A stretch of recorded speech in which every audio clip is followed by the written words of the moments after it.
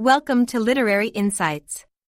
This is the summary of the book Habits of a Happy Brain. Retrain your brain to boost your serotonin, dopamine, oxytocin, and endorphin levels. Loretta Graziano, Breuning, PhD. If you like this content, please consider subscribing and liking this video. Your brain is focused on survival because it evolved to help your ancestors survive and reproduce. Even though you are safe from immediate threats, your brain scans for potential dangers and rewards. Your brain wires itself based on experiences, especially in early childhood. It connects good feelings to things that seem suitable for survival and bad feelings to things that seem inadequate. These connections don't always match your survival needs because a young child has limited insight into long-term survival. Your core neurochemical responses are built by age 7 based on a child's limited understanding of the world. You end up with responses that feel automatic but are built on limited life experience. They can be rewired with conscious effort based on your current understanding. The key takeaway is that while your brain's responses feel automatic, they are built by your experiences, especially in childhood. They can be reshaped as adults to better match your current needs and understanding. But it takes conscious effort and practices to build new neural pathways and weaken old ones. Your brain has two parts that work together. The limbic system, which produces feelings to motivate survival behaviors. It releases dopamine, endorphin, oxytocin, and serotonin, which make you feel good when you do something good for your survival. The cortex, which makes sense of information and can override the limbic system. But the cortex depends on the limbic system to activate happy chemicals. These brain parts evolved and are shared with other animals, but humans have a vast cortex. The limbic system is common to all mammals and controls feelings. The cortex is the largest in humans and handles abstract thinking. Your limbic system builds neural pathways based on your life experiences. When your senses detect something, your brain sends an electrical signal down these pathways, determining how you react. Repetition and neurochemicals strengthen these pathways into habits and instincts. So your reactions are unique to you, even though all humans share the same essential survival equipment. Your trails, built from your experiences, shape how situations make you feel. Your reactions and habits are guided by the neural pathways you have built over your lifetime. These pathways determine what you like and dislike. Familiar pathways are easy to follow but can lead to unhealthy behaviors and unhappiness. It is hard to build new ways as an adult. To build new pathways, you need repetition of new experiences and behaviors that stimulate happy chemicals in your brain. This is difficult but necessary to change unhealthy habits. Your brain seeks happy chemicals to avoid unhappiness, creating a vicious cycle. Triggers like food, sex, drugs, alcohol, anger, and thrill-seeking can temporarily relieve painful feelings but lead to side effects that cause more unhappiness, perpetuating the cycle. The key to breaking vicious cycles is resisting the urge to relieve unhappy feelings immediately. Sitting with discomfort and avoiding unhealthy triggers can help build new neural pathways over time that lead to lasting happiness and healthy habits.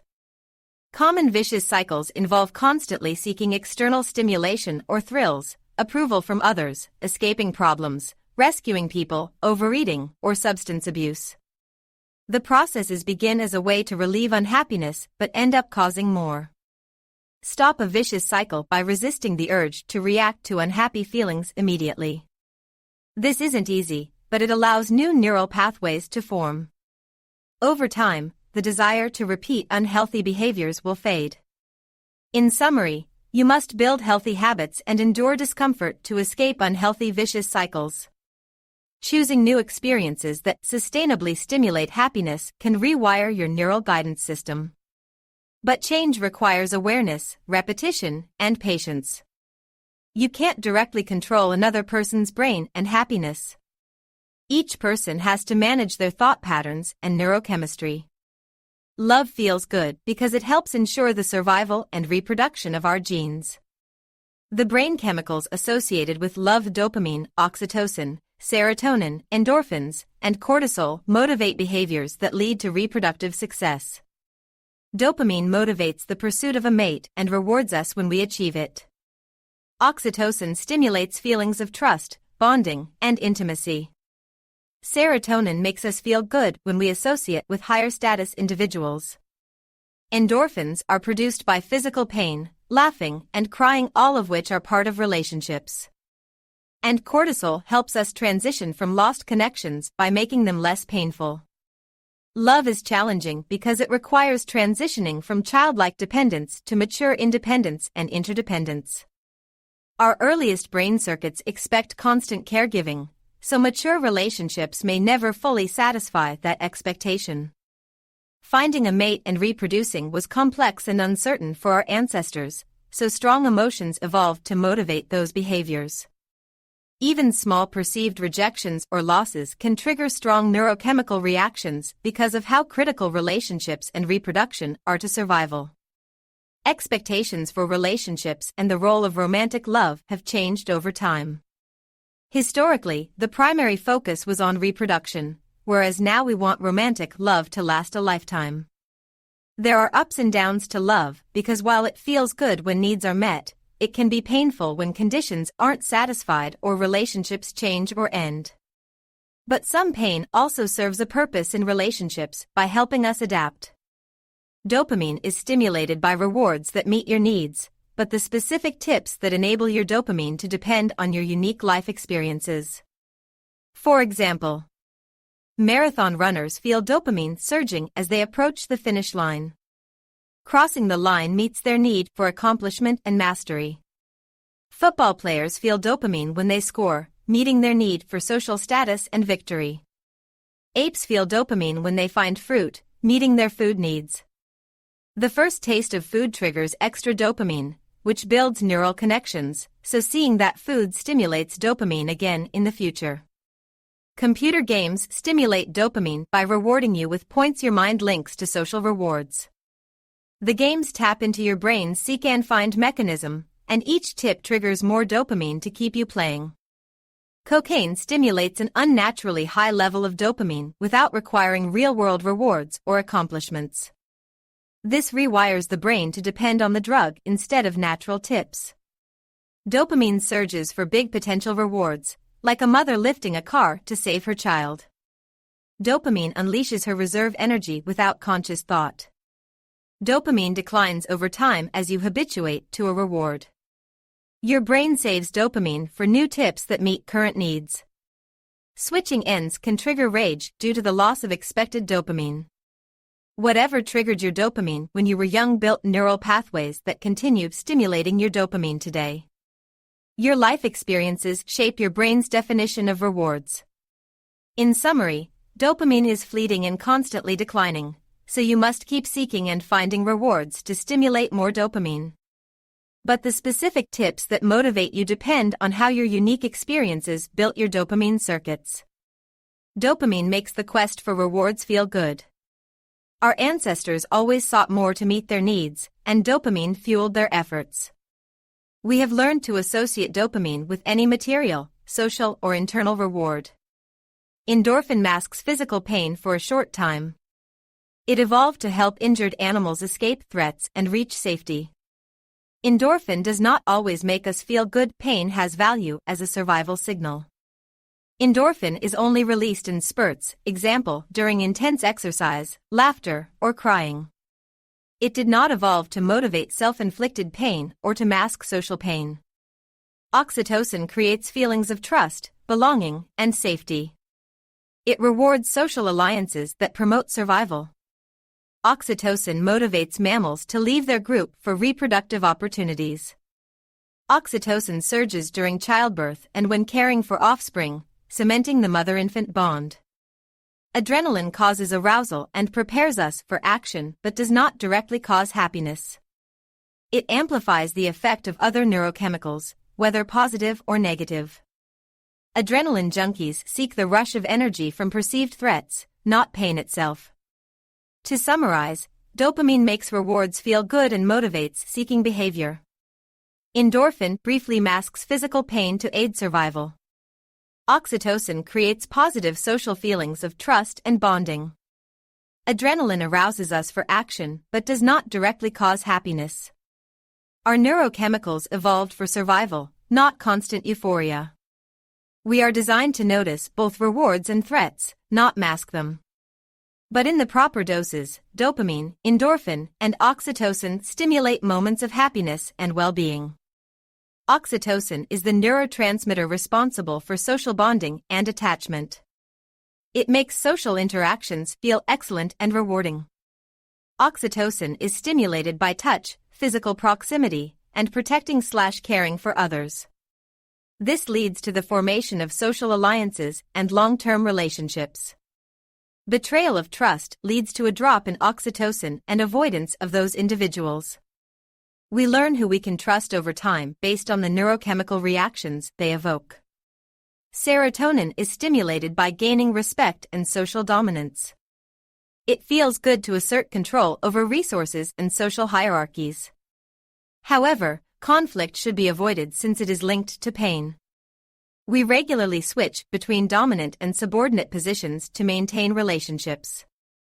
Someone must take the lead in ambiguous social situations.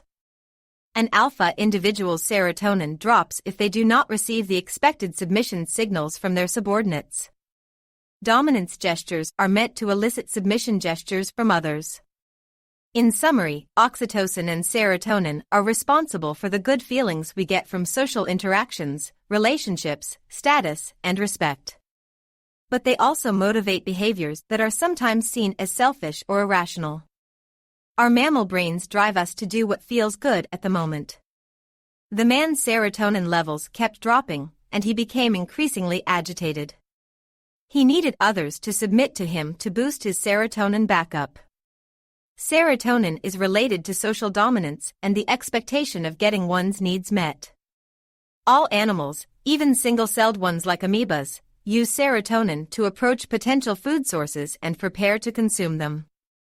In social animals like mammals, serotonin signifies the safety and security of resource access. Dominant animals typically have the most access, so acts of dominance are rewarded with a serotonin boost. However, too much aggression can be dangerous, so social animals must cooperate and get along with others in their group. A balance of assertion and restraint is required. Each individual tracks the social hierarchy to know when it is safe to pursue resources and mating opportunities and when to defer to a dominant group member. While we often attribute altruism and cooperation to animals, their primary drives are feeding, reproduction, and promoting the survival of their genes. Apparent acts of generosity usually benefit the animal, even if indirectly. Social dominance and submission are resource access strategies, not good or bad character indicators. Our human brains are descended from those of social mammals, so we inherit the same motivations and reward systems. We constantly track our social status and opportunities to assert ourselves in safe ways that boost serotonin. However, we also value social bonds and cooperation, so balancing these motivations is an ongoing challenge. Expecting continual admiration and validation from others often leads to disappointment. Recognizing our primary mammalian causes can help us develop more realistic expectations and appropriate strategies for meeting our social and resource needs. Social dominance and socioeconomic status are different. A person can feel dominant without being wealthy or of high quality. Feelings of respect and serotonin depend on a person's expectations and perceptions, not objective factors. Antidepressants like Prozac increase serotonin levels, but serotonin's role in happiness is complex. Animals show dominance-seeking behaviors are linked to good feelings, but these behaviors do not necessarily lead to happiness. Neurochemicals activate for specific reasons and then deactivate to start again when needed. Unhappy chemicals remain to alert us to threats. Unhappy chemicals like cortisol are an evolutionary survival mechanism. They make us feel bad to focus our attention on avoiding harm. Cortisol is the body's emergency alert system. It creates feelings of fear, anxiety, and stress to motivate the avoidance of pain. Cortisol associates the events preceding pain so we can recognize threats early. Sometimes these associations are inaccurate, as in the case of the girl who panicked at the sound of laughter due to associating it with a traumatic car accident. But cortisol circuits help ensure survival without the need for rational thought. Painful memories endure because they promote survival. For example, remembering that a particular berry is poisonous helps ensure we avoid eating it, even if we're starving. Our cortisol reactions feel disproportionate today because they evolved for harsher ancestral conditions. Modern annoyances trigger a sense of life-threatening urgency. Cortisol makes the present feel worse relative to an imagined past. We have little direct experience of our ancestors' hardships, so we don't feel the same doom thinking about them. People who say life is awful today are trying to validate the threatened feelings cortisol creates in response to minor modern annoyances. But the world does not collapse as our cortisol suggests. We inherit fears from our elders but also build our threat detection systems based on our experiences. Each generation challenges the concerns of previous generations but also learns from them. Our brains generalize from past pains and threats. We anticipate future threats efficiently, even if the odds of harm are very low. This can lead to stress, anxiety, fear, and panic. Mammals form social groups to increase safety, but social groups also trigger social pain and threats to social bonds. We monitor our group mates closely. Mirror neurons allow us to feel the pain and rewards of others by watching them. This builds empathy but also means we can suffer from watching others suffer. Social groups build a shared sense of threat. We feel pressure to empathize with our group's fears and pains to maintain social bonds. Failing to do so can threaten those bonds. There is a constant tension between individuality and group membership. Although we know our survival is not literally at stake, our brain's responses to social threats feel intense. Growing up involves facing threats without the protection of parents and elders. This brings cortisol surges and the pain of lost social support. Becoming independent is an inevitable part of development. In summary, our brains have evolved to anticipate threats, feel social pain, and balance group membership and individuality. This leads to stress and anxiety, even when actual harm is unlikely. But these mechanisms also allow us to learn, empathize, and survive. The key is learning to manage them. Here is a summary of social support. Social support refers to the emotional, practical, informational, and companionship assistance provided by loved ones and a person's social network members. Social support has significant physiological and psychological benefits. It helps reduce stress and increases happiness, life satisfaction, and well-being. Lack of social support is associated with higher mortality rates and worse health outcomes. We are born with an innate need for social bonds due to our long period of human development and vulnerability as infants. Attention from caregivers is critical for infant survival and growth. Early experiences of social support shape our lifelong social needs and coping abilities. Social pain, like exclusion, rejection, and lack of attention, activates the same neural pathways as physical pain. Our brains interpret threats to social bonds as threats to our survival. We constantly seek social rewards and compare our status to others.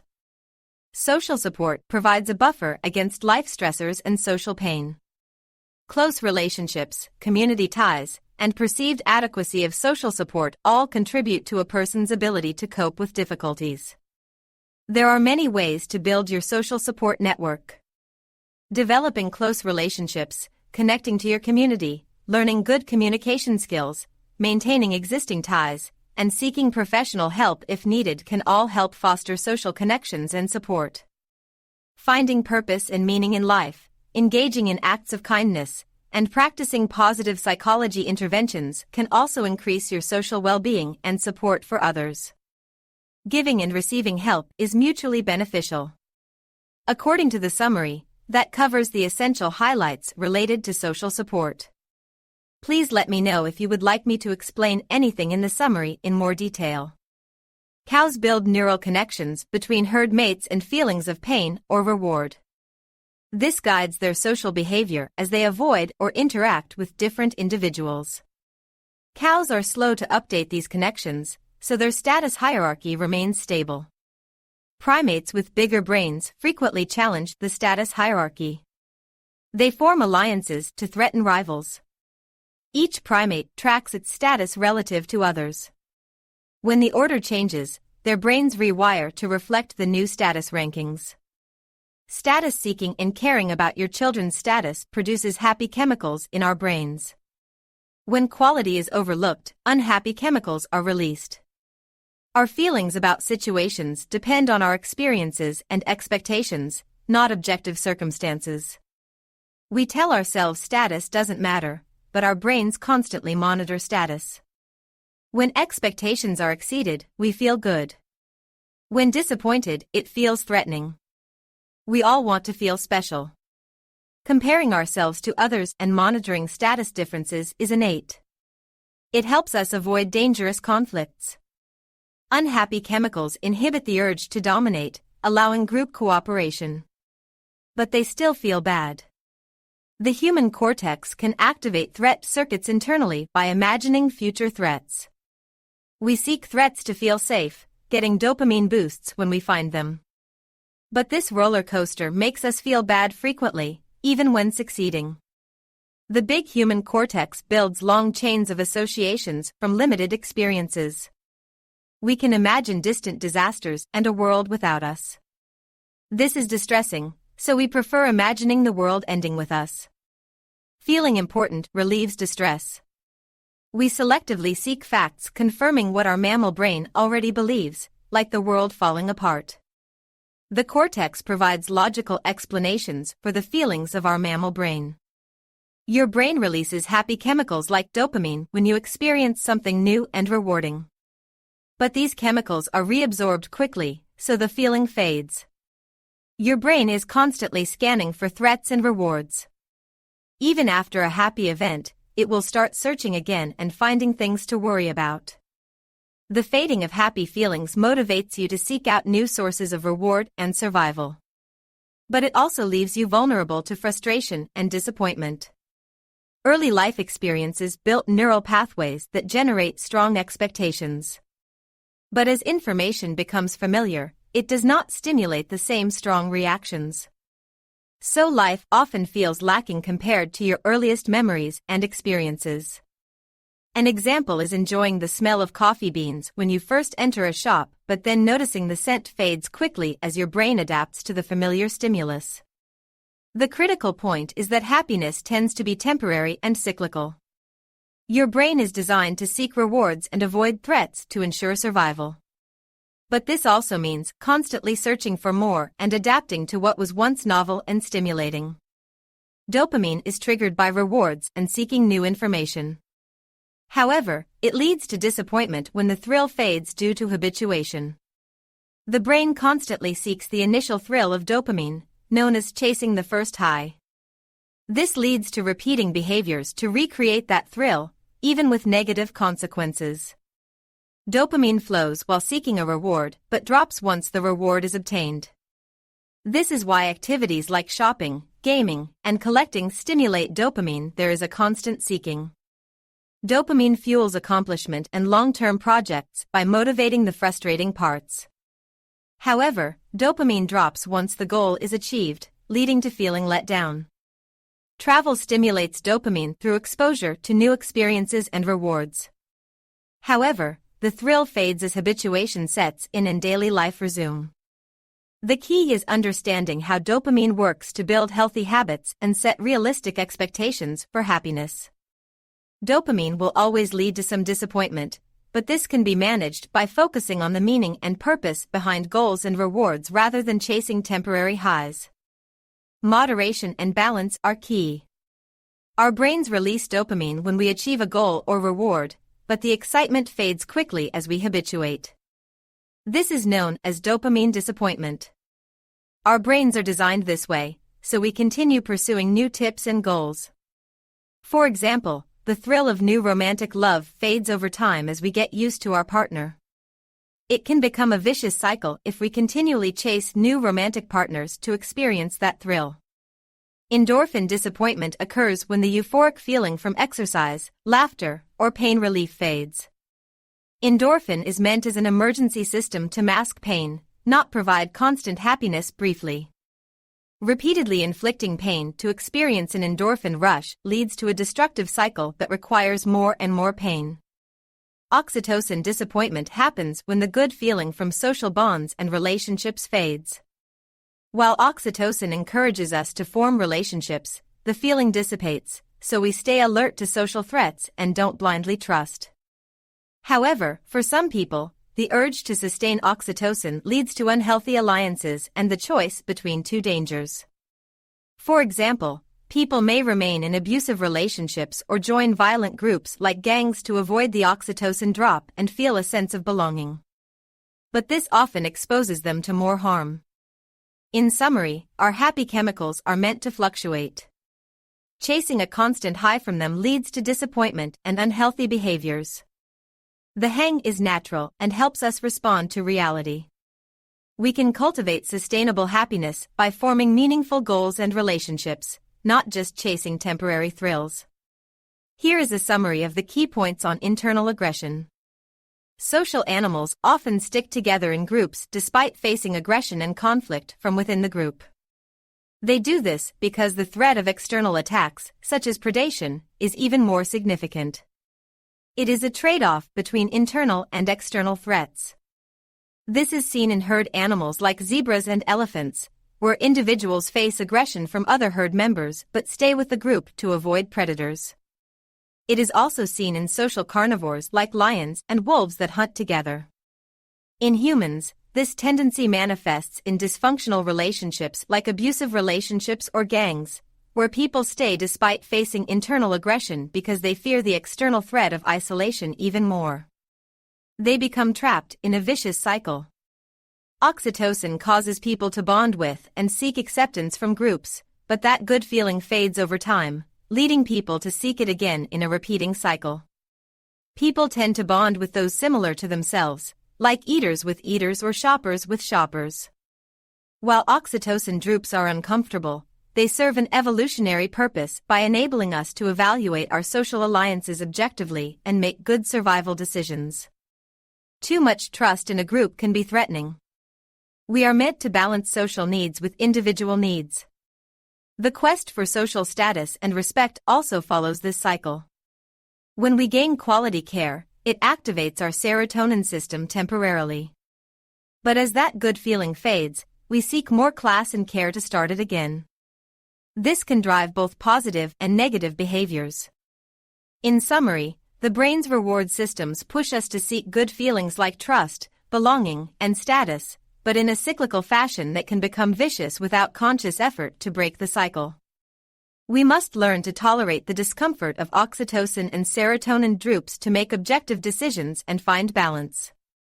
Our brains seek serotonin in ways that have worked before, even if those ways no longer serve us well. We get disappointed when we don't get the happy chemicals we expect. We often blame external factors for our disappointments instead of recognizing our brain's habits. This happens in all areas of life, from relationships to work. Rescuing others and seeking status are common ways people try to boost their serotonin. But the good feelings from these strategies are short-lived, leading people to repeat them in a vicious cycle. Social status seeking is a survival instinct in humans and other mammals. We constantly compare ourselves to others and feel threatened when we perceive our status as dropping. Serotonin disappointment can be healthy if we learn to manage it rather than flee from it. We must recognize the habits and expectations that set us up for disappointment. Our happy habits are ways we've learned to make ourselves feel good that often involve distraction. They become addictive because our brains expect relief from them. Breaking habits is hard because they tap into our primal survival instincts. Distraction works as a habit because it interrupts negative thought loops, even if it's not an actual solution. But practices build on themselves, leading to more significant side effects. The key is recognizing our habits and managing disappointment healthily rather than repeating cycles that don't serve us. We need to build new habits to replace old ones. Here are the main points summarized. Experience insulates young neurons by building myelin, a fatty coating that efficiently makes neural connections. This happens early in life, so circuits built then are hard to change later. Experience makes synapses, the connections between neurons, more efficient. Repeated use of a synapse strengthens it, making the associated mental process feel effortless.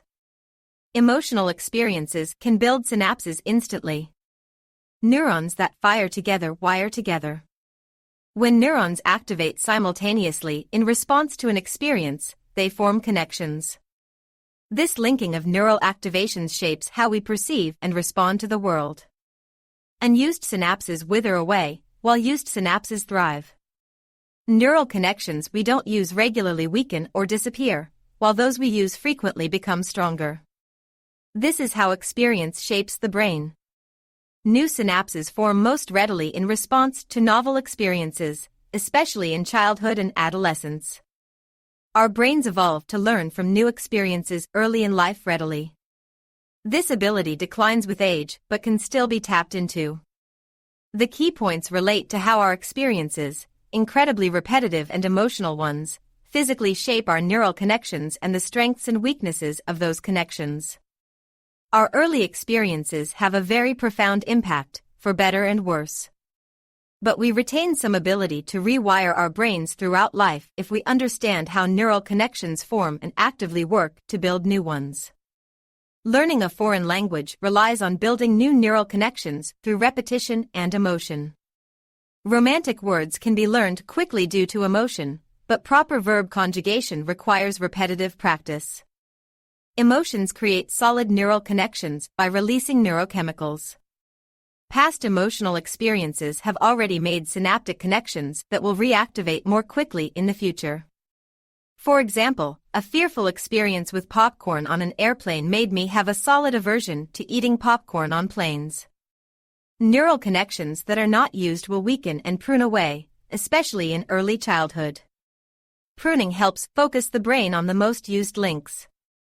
By age 8, new relationships are harder to form, so we rely more on existing relationships.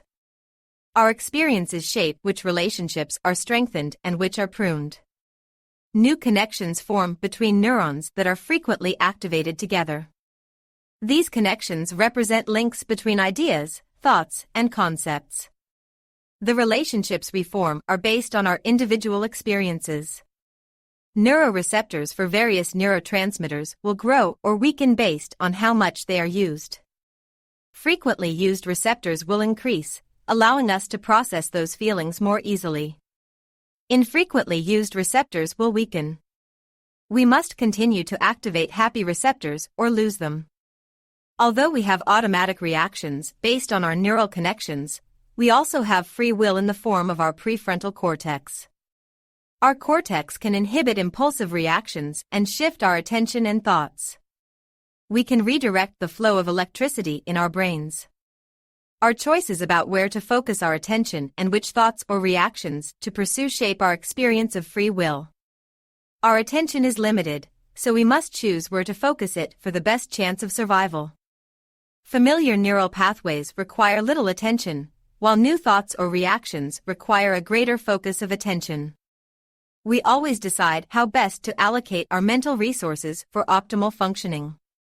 You have an impulse to call your mother and not to call. You have to inhibit one impulse and act on the other. This is the same for apes deciding whether to grab food or avoid danger. Humans have more neurons to consider and generate new possibilities, especially in the prefrontal cortex. But without directing our attention, we follow the path of least resistance. We build survival circuits through repetition and emotion, not through conscious education. Babies learn by observing their mothers and seeking rewards like food and social interaction. This makes the neural pathways they need to survive. Chimps spend years learning to crack nuts through trial and error to get the reward. Their mothers don't teach them directly. They learn through seeking tips and avoiding pain. We build social skills similarly by observing interactions and mirroring emotions. We seek rewards like feeling good around others and avoiding pain like fear or rejection. These circuits are built in childhood through neurochemical responses, not through conscious intent. Experiences that trigger strong neurochemical responses or are repeated build lasting circuits. Courses created in youth are especially enduring. Our passions and habits come from these built circuits, even if they no longer promote survival. We follow the neural paths made to seek rewards and avoid pain in our youth. We have many neurons to build circuits through experience, not rely on inborn knowledge. But once created, we tend to rely on and trust these circuits. Childhood is long in humans, so we have time to build neural networks through experience. The length of childhood corresponds to the size of the cortex. We need time to adapt our neural connections to our environment. These childhood circuits are hard to change once built because we come to rely on them, even if they no longer serve us well. Your childhood experiences shaped your brain's reward and avoidance circuits. These circuits guide your behavior as an adult, even if you're unaware. As a child, your brain learns through repetition and emotion. Anything that triggered a good feeling, like respect or acceptance, got wired in as useful for survival. Behaviors that avoided bad feelings also got wired in. Your social learning shaped your expectations for relationships and your self-management skills. Your brain learns from the responses of those around you, not parenting advice. As an adolescent, your brain undergoes increased myelination, cementing earlier circuits. Threats or rewards during this time made a lasting impression. You can remodel your brain's pathways as an adult, but it requires repetition and emotion. Emotion works fast, but often has unintended side effects. Repetition works slowly, but can build new tracks with fewer side effects. With insight into your patterns, you can redirect unhelpful pathways toward more valuable connections. You can never delete old ways, but you can build new ones. That covers the key points on how childhood experiences shaped your brain, how social learning built your expectations, and how you can remodel pathways as an adult. Let me know if you want me to clarify or expand on any summary part. To increase dopamine, try the following habits. Celebrate small victories and accomplishments, even minor ones. Don't diminish them by apologizing for their triviality. Enjoy the feeling of success, even if briefly. Recognizing progress triggers dopamine. Take small steps toward a new goal each day, even if just for 10 minutes.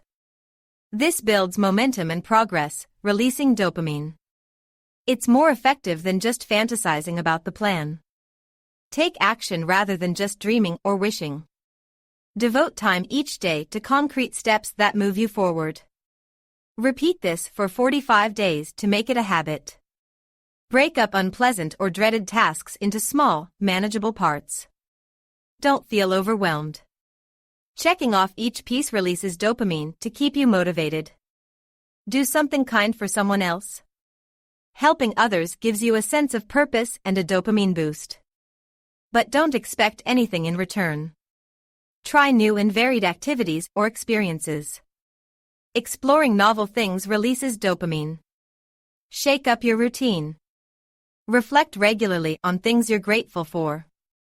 Appreciating life's positives gives your dopamine a lift. The key is making real progress through concrete action, however small. Dreaming and wishing alone won't sustain motivation and happiness in the long run. Taking steps daily, even minor ones, builds new dopamine pathways to energize you. Take a small part of a dreaded task for 10 minutes daily. Take your time with a solution, just get started. In 45 days, you'll have made progress and built the habit. Adjust the difficulty level of your goals. Lower the bar on impossible goals and raise it on easy ones.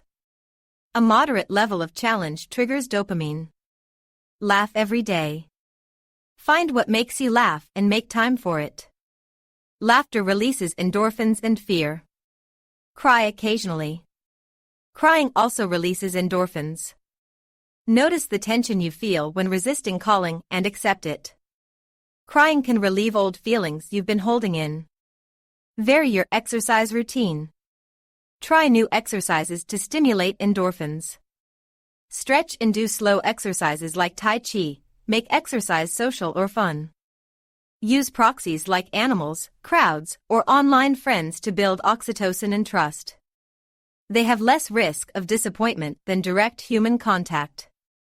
Build on this to form closer human bonds. Give compliments and express gratitude.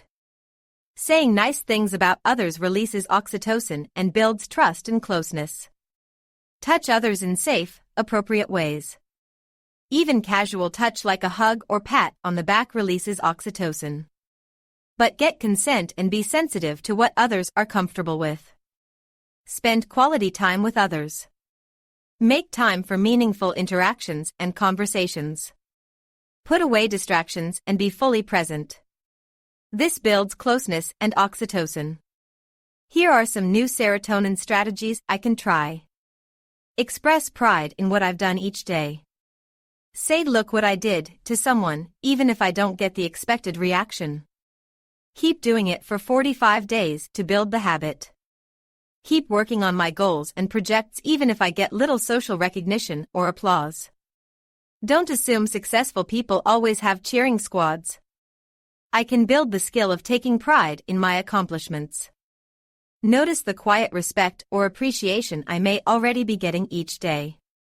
Expect and look for it, even if I have to force myself. This allows me to take in what's already there. Enjoy the social position I find myself in, whether dominant or subordinate, at each moment. My inner mammal will always find ways I'm undervalued, so I need to relax and appreciate where I am. Equality likely won't satisfy me either. The more I express pride in myself and enjoy my social position, the more I'll build confidence from within instead of constantly seeking approval from others. But connecting with others in this way also releases serotonin, a habit that boosts mood and resilience. Establishing new habits and neural pathways takes effort and repetition. Moving away from old, familiar patterns and behaviors can be challenging. It will not feel good or rewarding at first to establish a new habit. You have to slog through the initial discomfort for around 45 days before it becomes more accessible and rewarding. Maintaining realistic expectations is essential. Don't expect a new habit to feel as good as an old habit right away. With repetition, the new practice can become rewarding in its way. The sweet spot of novelty and familiarity is essential for happiness and reward. Things that are too unfamiliar don't trigger a dopamine response, and things that are too familiar also don't start much dopamine response. Exposing yourself to new things that eventually become familiar through repetition helps keep you in this sweet spot. Music is used as an example. Initially, unfamiliar music won't make you happy, but repetition can become rewarding as your brain learns to predict it. And the music that once made you happy can lose its effect as it becomes too familiar. Exposing yourself to new music helps ensure some music stays in that sweet spot. The main message is that while challenging, establishing new habits and moving away from hyper-familiar old habits is essential for sustainable happiness and reward.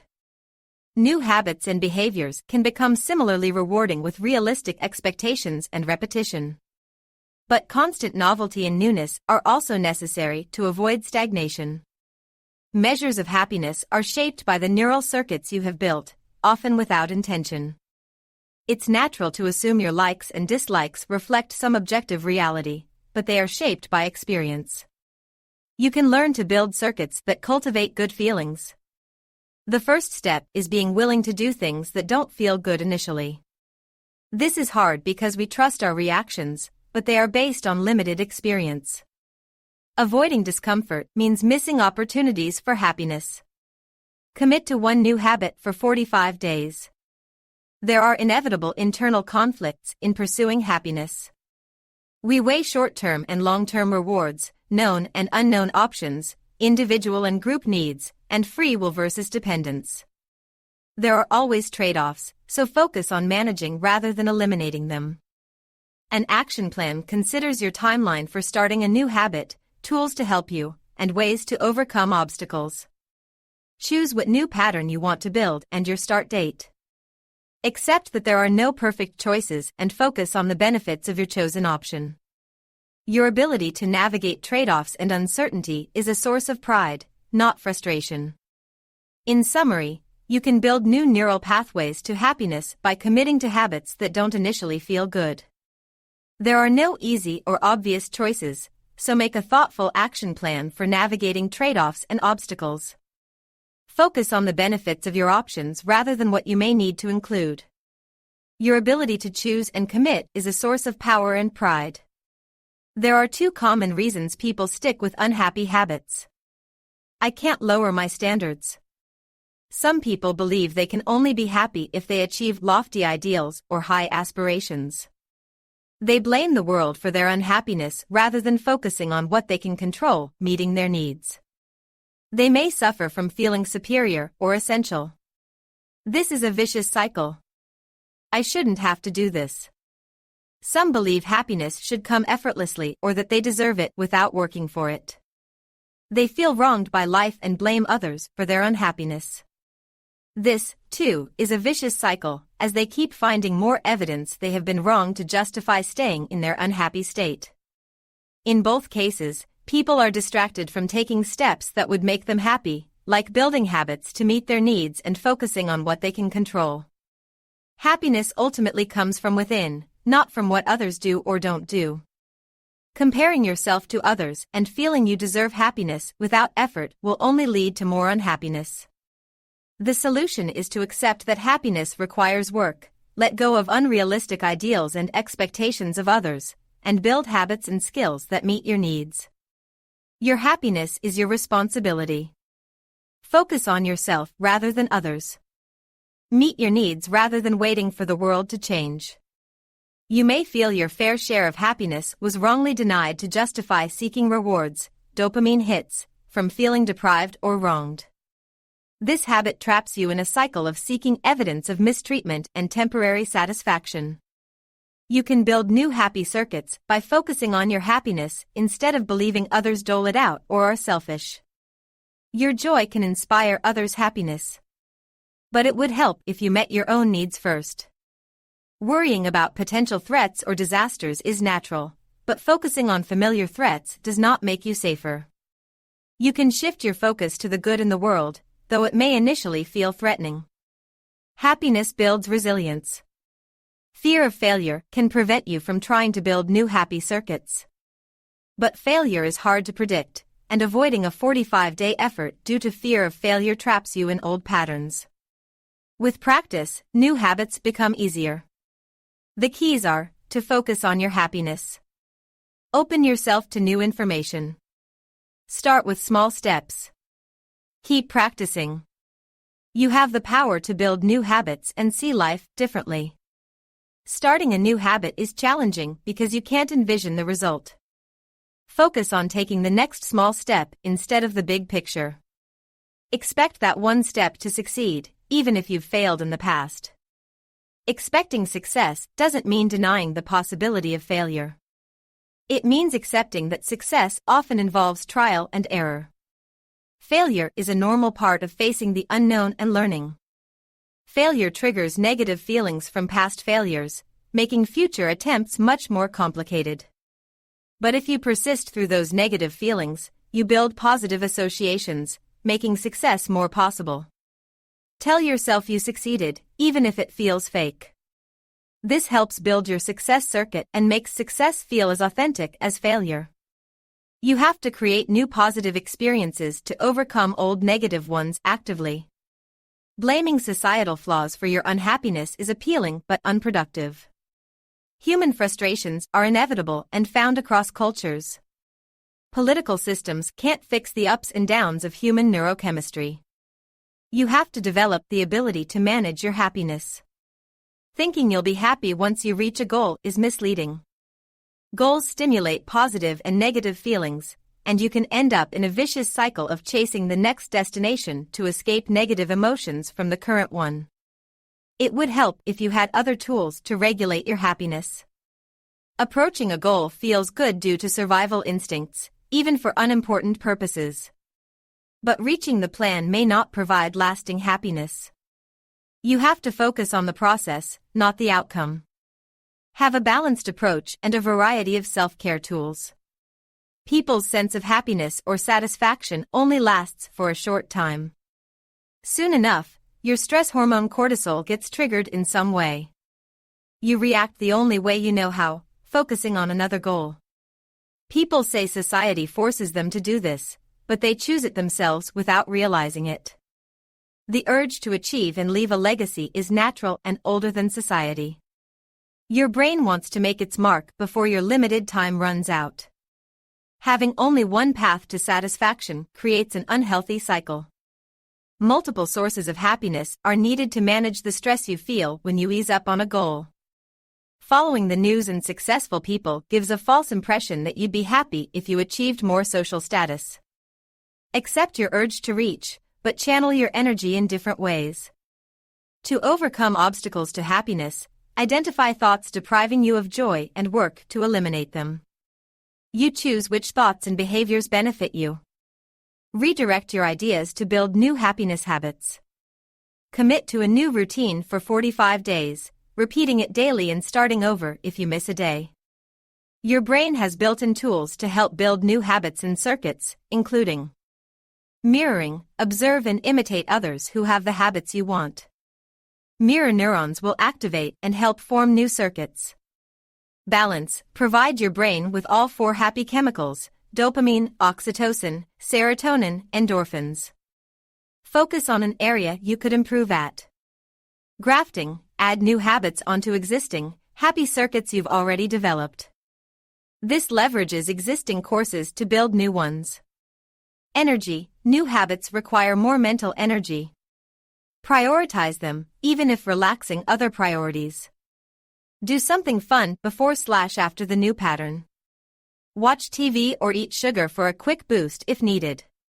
Legacy, connecting a habit to your estate or values helps motivation. What do you want to accomplish or stand for? How does this habit support that? Our brains are biased to focus on mistakes and what goes wrong. This can crowd awareness of the good in our lives and the world. Animals don't dwell on their errors or judge themselves harshly for failures. They try again. Lizards have a simple decision model and don't expect always to succeed. Noticing what goes right and going well can balance out a tendency to focus on flaws and errors. Appreciating infrastructure and systems that provide necessities like water, electricity, and transportation can cultivate gratitude. Travel to places where necessities are scarce help generate appreciation for what you can access at home. Simple comforts and conveniences often taken for granted at home become more valuable when absent elsewhere.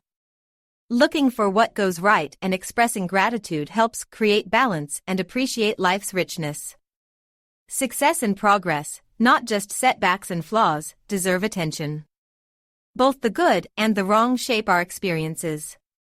Broadening your perspective by considering how most of human history lacked amenities you now enjoy can make present comforts feel fortunate rather than expected. Easy access to necessities is a modern luxury.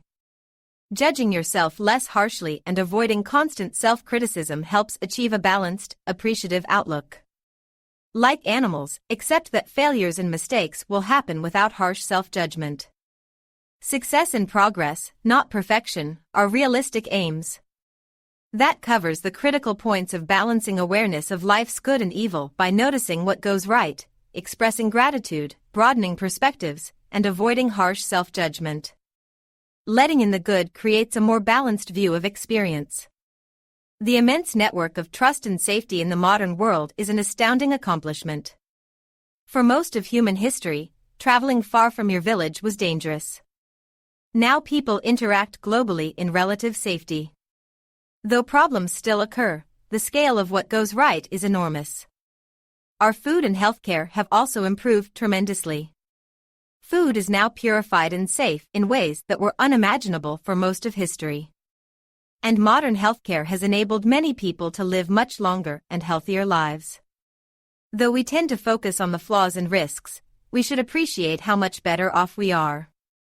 However, our expectations and desire for choice can still make us unhappy. Our brains build expectations about what will satisfy us, often based on our adolescent experiences. But reality rarely lives up to these expectations. And while we value choice, making difficult choices and living with their consequences can be frustrating. The key to happiness is managing your brain and chemicals. You have to choose to focus on the positive and be happy. Your brain will find things to appreciate if you make that choice. You can't control all of your emotions or experiences, but you can choose to be happy and maintain a positive outlook. Your happiness is within your control. Though life will always have ups and downs, you can learn to ride the waves rather than being capsized by them. Humans care deeply about small changes in social status, even though we claim not to care about quality overall. Our mammal brains reward gains in rate with feel-good serotonin and punish losses in rate with anxiety-provoking cortisol. Rhesus macaque monkeys, like humans, are brilliant and adaptable. They are experts at navigating social hierarchies and relationships to survive and thrive. This book explores how macaques pick friends, find mates, raise families, gain and lose status, and more. Understanding our close primate relatives provides insights into the human social mind. Many books tout the benefits of psychiatric drugs. Still, this book challenges the view that the massive rise in mental illness diagnoses is due solely to better diagnosing and reduced stigma. It argues that the drugs may contribute to worsening long-term outcomes and the perception that humans are increasingly mentally ill. The book advocates for non-drug alternatives and treatments. This highly readable book explains how the human mind works based on the latest findings from neuroscience and psychology. It argues that human nature is shaped more by evolution than culture alone. It covers how we perceive, learn, reason, and socialize. This book details years of field research observing wild baboons in Africa. Through simple experiments, the authors gain insights into how baboons think about social relationships, make complex social judgments, and use strategic decision-making to achieve reproductive success. They show how natural selection produces sophisticated social cognition in primates. This book helps readers move beyond a cynical and negative outlook by explaining how it activates feel-good neurotransmitters. It shows how to cultivate a more balanced and optimistic perspective that allows one to see reality. Replacing constant negativity with more constructive and solution-focused thinking leads to greater happiness and well-being. This highly accessible book surveys the latest research from psychology, neuroscience, and related fields on what makes people happy and how to achieve greater happiness. Though wide-ranging, it helps readers understand the underlying mechanisms in the human brain that drive happiness and well-being. This book provides a unique perspective on animal thinking from an author with autism who works with animals. She argues that animals perceive many more details about the world than humans, but that humans become focused on abstract patterns. Her insights help us understand the human brain's reactions beneath our verbal thoughts. This book explores how natural selection has shaped animal territoriality and social dominance behaviors. The patterns of behavior the book reveals, including defending resources and ascending social hierarchies, provide insight into human drives for property, status, and in-group allegiance. This book details the scientist's journey who helped discover opioid receptors in the brain and championed the idea that chemicals are responsible for emotions. It weaves her personal story, the basic science of neurochemistry, and the mind-body connection. This book applies insights about social dominance and hierarchy in dogs to understand the mammalian brain. It shows how dog behavior problems often arise from a need for more clarity about the social order and how calm, submissive behavior can be achieved by establishing leadership. The principles this book teaches extend far beyond dog training. This book surveys how children learn and develop based on the latest research, challenging long-held assumptions. It shows how children pick up on the critical hidden lessons from parents and caregivers, not just the messages they are verbally taught. Praise, sleep, teen rebellion, and more are explored with humorous stories and insights into nurturing children in the real world. This book examines the human preoccupation with social status and its origins. It explores how we can gain awareness of the urge for quality and not let it rule our lives and happiness. The book puts the desire for quality in a historical and philosophical context. The book has an entertaining style and takes a refreshing stance without bitterness. It provides an engaging history of bohemians who outwardly rejected bourgeois values but privately pursued money, fame, and status. The author explores why we often blame external factors for feeling like we've fallen short. The book gives many historical examples of behaviors driven by status anxiety, such as dueling over honor. It shows that status anxiety has always been part of human existence. The author has written many other books on happiness that are philosophical but exciting. The writing will appeal to readers interested in literature and history rather than science. Here's a summary of the key points in 5 sentences. Our brain's neural pathways can be rewired through repetition and experience. By building new neural pathways, we can learn to boost our happy chemicals like serotonin, dopamine, oxytocin, and endorphins. Understanding how our happy chemicals work helps us build habits to activate them. These habits, performed repeatedly, help retrain our brain to enhance happiness.